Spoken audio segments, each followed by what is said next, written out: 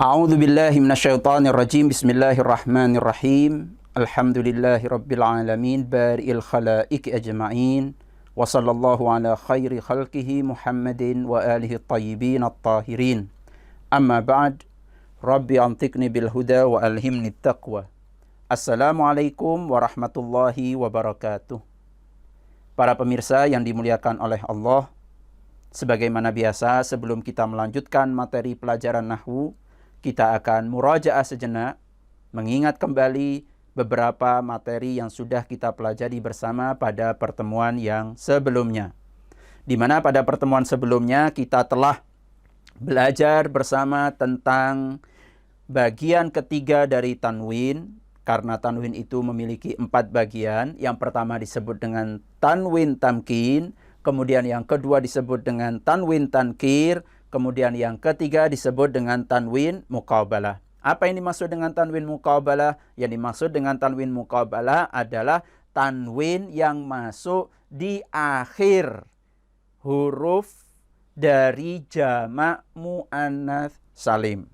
Jadi jamak muannats salim, di bagian huruf terakhirnya tanwin yang masuk kepadanya disebut sebagai tanwinul muqabalah.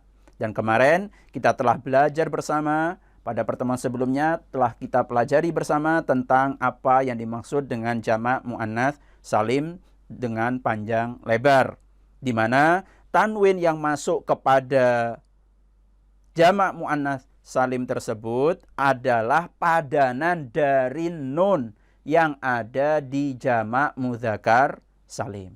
Nah, untuk pertemuan kali ini, pada kesempatan kali ini kita akan berbicara tentang bagian yang keempat tentang tanwin, yaitu apa yang keempat disebut dengan tanwinul iwad.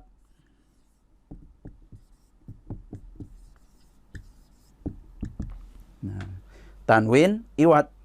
Al-iwad secara bahasa dia memiliki arti pengganti. Dan maksud dari tanwinul iwad itu juga tidak jauh maknanya dari makna secara bahasa. Apa yang dimaksud dengan tanwinul iwad? Yang dimaksud dengan tanwinul iwad adalah at-tanwinul ladzi yu'awwidu bihi. Saya akan tulis at-tanwinul ladzi yu'awwidu bihi an syai'in makhdhufin yu'ta bihi lil ikhtisari. Nah, apa yang dimaksud dengan tanwin iwad? Yang dimaksud dengan tanwin iwad adalah tanwin yang ia dihadirkan untuk menggantikan sesuatu yang makhdhuf, sesuatu yang disembunyikan atau yang dibuang. Kenapa ia dihadirkan? Yu'ta bihi lil ikhtisari. Tanwin tersebut dihadirkan dalam rangka untuk apa? Untuk meringkas. Ya, untuk meringkas, maka tanwin iwad ini dia dihadirkan. Nah, tanwin iwad itu sendiri terbagi menjadi 3 bagian.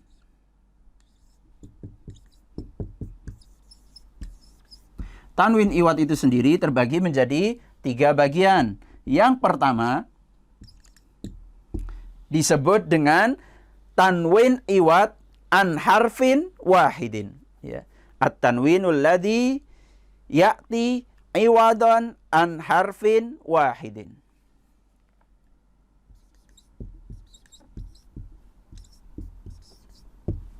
Nah, kemudian yang kedua, tanwinul iwad yang apa? Yang ya'ti iwadan an kalimatin.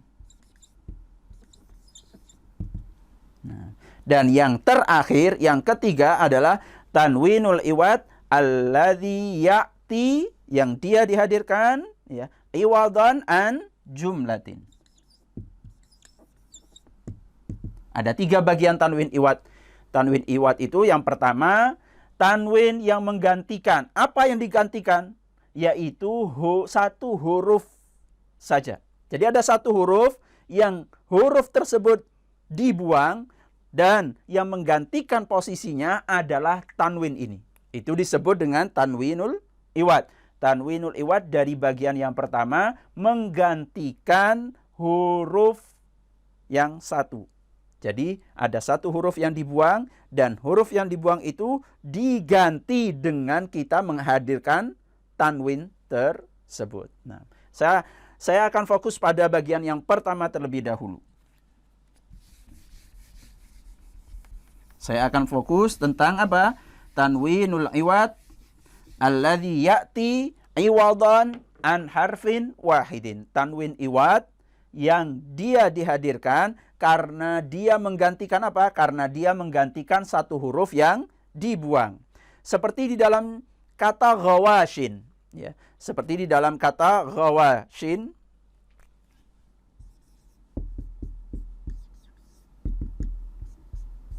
Nah. Seperti di dalam contoh kata ghawashin. Seperti di dalam firman Allah Subhanahu wa ta'ala ketika berbicara tentang penghuni neraka, Allah Subhanahu wa ta'ala menggunakan kata ghawashin. Bagaimana bunyi ayatnya? Ada di dalam surat Al-A'raf ayat yang ke-41. Allah Subhanahu wa ta'ala berfirman, lahum min jahannama mihadu wa min fawqihim ghawash. Lahum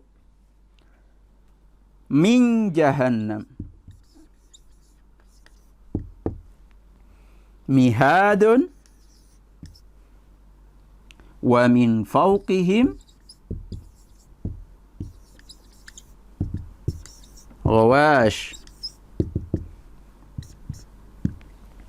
Ya.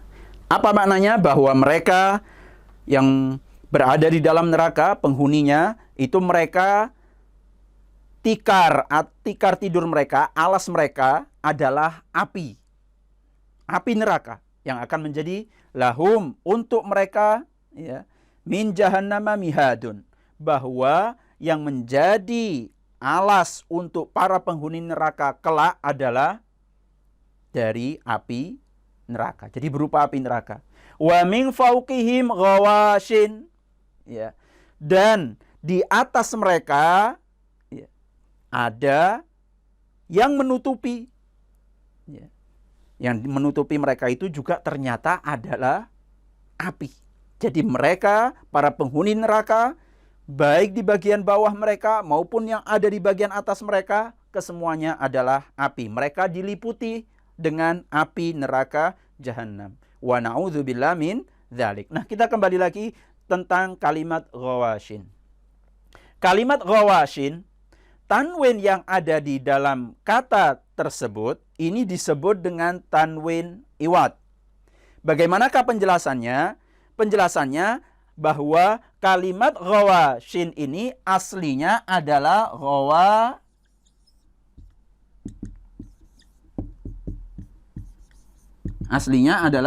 ghawashiu.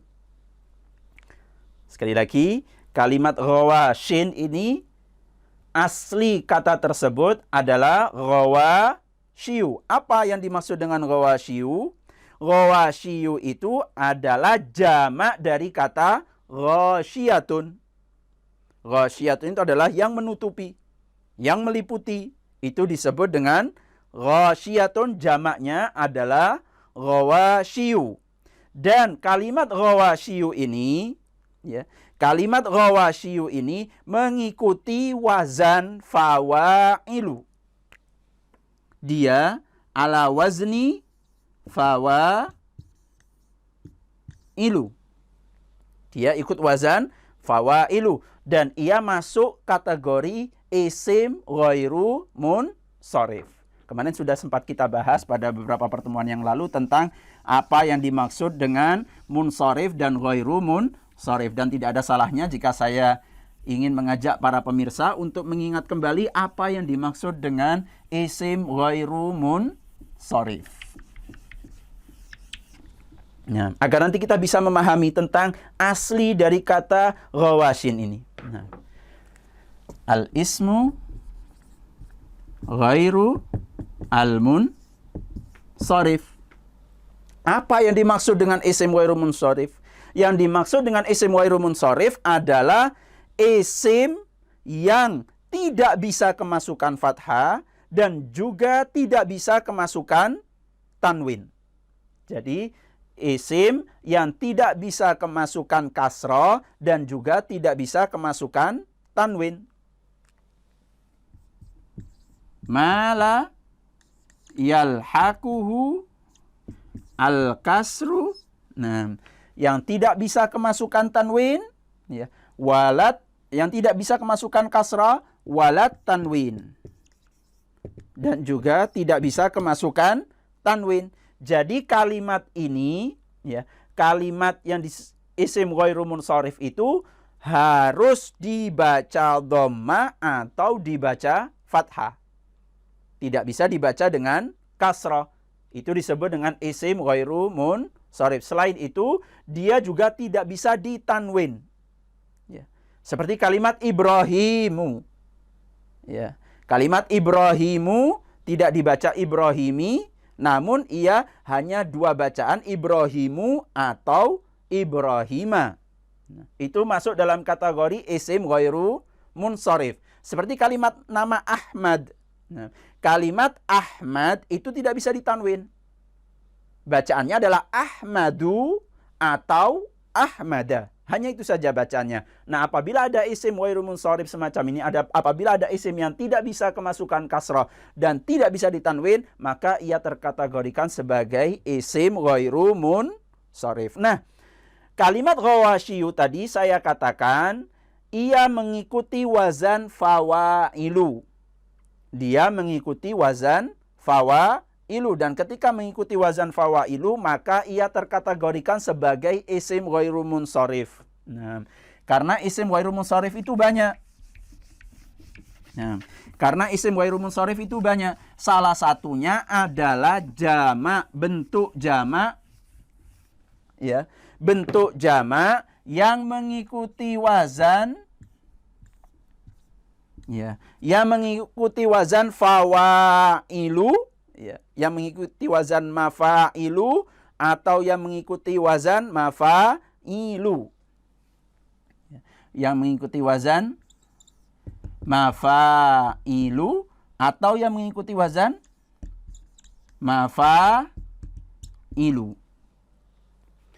Dua bentuk kata ini, dua bentuk wazan ini, apabila ia berbentuk demikian, maka tidak boleh ditanwin dan tidak boleh di kasrah. Seperti contoh apa? Mafailu seperti kalimat masa jidu. Tidak boleh kita mengatakan masa jidun. Tidak boleh. Dengan kita membacanya dengan tanwin itu tidak tepat, salah. Namun kita harus apa? Menghindarkan setiap isim ghairu munsharif dari apa? Dari tanwin dan dari kasrah. Nah, jadi ketika kita mengatakan saya melihat masjid, ra'aitu masajidah, tidak boleh kita tanwin. Tidak boleh masajidan. Atau seperti contoh, atau bentuk contoh yang kedua yaitu mafailu. Apabila ada jamak yang semacam ini, ya, setelah alif taksirnya ada 2 huruf atau setelah alif taksirnya ada 3 huruf, maka ia terkategorikan isim ghairu munsharif dan tidak boleh untuk di kasrah maupun di tanwin. Seperti apa? Misbahun menjadi masabihu. Apa misbahun artinya? Misbahun itu artinya adalah pelita. Masabihu adalah jamaknya, yaitu sejumlah pelita. Jadi ketika kita mengatakan ra'aitu masabiha, tidak boleh kita mengatakan ra'aitu masabihan. Salah. Nah, kalimat ghawashiyu ini dia, nah, kalimat ghawashiyu ini dia masuk dalam kategori isim ghairu munsharif. Apa tadi isim ghairu munsharif? Isim ghairu munsharif adalah yang tidak bisa kemasukan kasrah dan juga tidak bisa kemasukan tanwin. Ghawashiyu ini aslinya. Nah, setelah alif taksirnya aslinya adalah ghasyiyatun Ini bentuk satu, bentuk mufradnya, ya. Ghashiyatun, sementara jamaknya adalah ghawashin. Nah, dan aslinya kalimat ghawashin itu adalah ghawashiyu. Bagaimanakah perubahan yang terjadi pada kalimat ghawashiyu menjadi ghawashin? Ini yang perlu kita pahami agar kita memahami tentang apa yang dimaksud dengan tanwin iwad. Tanwin iwad yang menggantikan satu huruf saja yang dibuang. Mereka mengatakan, ya, orang Arab mengatakan bahwa kalimat ghawashiyu itu dengan ya di dhammah itu dianggap berat. Fastathqalat. Mereka, orang-orang Arab, menganggap bahwa apabila ada huruf ya di akhir, ya, apabila ada huruf ya di akhir dengan harokat dhammah ini dianggap berat. Oleh karenanya, bagaimana caranya supaya meringankan bacaan ghawashiyu karena ya di akhir dengan harokat dhammah dianggap berat ini? Dengan cara dimatikan atau disukun. Jadi kalimat ghawashiyu berubah menjadi ghawashi. Nah, tadinya ghawashiyu menjadi ghawashi. Kenapa demikian? Karena dhammah pada huruf ya yang berada di akhir itu dianggap berat. Ya, dan tadi sudah kita bahas panjang lebar tentang kenapa kok tidak dibaca ghawashiyun. Nah, karena kalimat ghawashi masuk kategori isim ghairu munsharif. Nah, isim ghairu munsharif yang berupa jamak taksir yang ikut wazan mafa'ilu dan mafa'ilu, dia disebut dengan sighah muntahal jumu. Nah, kalimat ghawashiyu ini juga termasuk sighah muntahal jumu. Nah, ghawashiyu aslinya adalah ghawashiyu, kemudian menjadi ghawashi.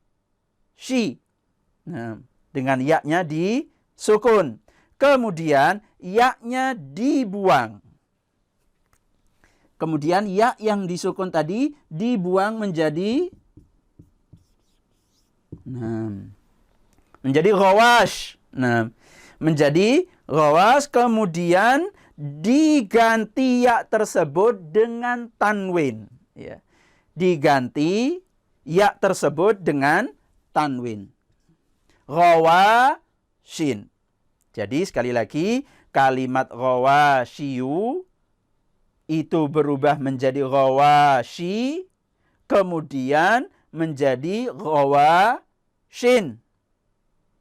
Lantas, apakah ketika sudah menjadi bacaannya ghawashin? Nah, inilah tanwin ini, ghawashin ini yang saya lingkari ini, mohon diperhatikan, ini disebut dengan tanwinul iwad. Tanwin yang menggantikan. Apa yang digantikan dengan tanwin ini? Yang digantikan dengan tanwin ini adalah satu huruf yang dibuang. Apa tadi hurufnya? Adalah huruf ya yang disukun. Nah, inilah yang dimaksud dengan tanwinul iwad an harfin wahidin. Tanwin iwad yang dihadirkan untuk menggantikan apa tadi? Satu huruf yang dibuang. Jadi ada satu huruf yang tidak disebutkan dan digantikan dengan tanwin. Dan perlu untuk diperhatikan bahwa ketika kalimat ghawashin ini sudah ditanwin, bukan berarti dia sudah keluar dari kategori isim ghairu munsharif. Tidak. Jawabannya, kalimat ghawashin ini tetap disebut isim ghairu munsharif. Loh, mungkin muncul pertanyaan, katanya isim ghairu munsharif itu tidak boleh ditanwin. Kenapa sekarang ada tanwinnya dan masih disebut isim ghairu munsharif? Jawabannya bahwa tanwin ini bukan tanwin asli, melainkan tanwin ini dihadirkan karena dia menggantikan huruf yang dibuang. Seandainya huruf itu kita tampakkan, maka jelas apa yang jelas? Bahwa kata tersebut masih terkategorikan sebagai isim ghairu munsharif atau yang dikenal dengan sighah muntahal jumu. Nah, sighah muntahal jumu adalah bentuk jamak taksir yang mengikuti wazan mafailu atau mafailu, yaitu setelah alif taksirnya terdapat 2 huruf. Setelah alif ini ada 2 huruf atau 3 huruf. Setelah alif ini ada ain, ya, dan lam. Berarti ada 3 huruf. Ada 2 huruf atau setelahnya ada 3 huruf. Sekali lagi, dari sini kita bisa memahami tentang apa yang dimaksud dengan tanwin iwad. Tanwin iwad adalah tanwin yang ia dihadirkan untuk menggantikan sesuatu yang dibuang. Tujuannya apa? Untuk meringkas. Nah, untuk meringkas sebuah kalimat, sebuah lafadz atau sebuah kata. Dan tanwin iwad itu terbagi menjadi 3 bagian. Yang pertama tanwinul iwad alladzi yu'ta iwadon an harfin wahidin, yaitu tanwin iwad yang ia dihadirkan untuk menggantikan 1 huruf yang dibuang. Yang bagian kedua tanwinul iwad alladzi yu'ta bihi iwadon an kalimatin, bukan hanya mengganti 1 huruf, tapi mengganti 1 kalimat sempurna, 1 kata sempurna, 1 lafadz sempurna, digantikan dengan tanwin tersebut. Dan yang ketiga, tanwinul iwad alladzi yu'ta bihi iwadon an jumlatin. Tanwin iwad yang ia dihadirkan untuk menggantikan susunan sempurna, kalimat sempurna. Dan insya Allah pada pertemuan yang akan datang kita akan lanjutkan tentang bagian kedua dan bagian ketiga dari tanwinul iwad. Semoga dapat difahami dengan baik. Wabillahi taufiq wal hidayah, tsumma ridha wal inayah. Ghafarallahu lana walakum. Wassalamualaikum warahmatullahi wabarakatuh.